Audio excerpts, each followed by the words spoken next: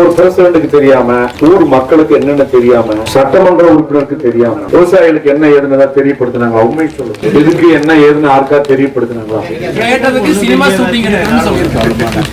Cinema ஒரு வார்த்தை சொல்லாம இப்படி ஒரு காரியத்தை செய்யறாங்கன்னா என்ன தெனா விட்டுருக்கணும்? நடக்க விட்டுருமா? சிப்காட் வந்துருமா?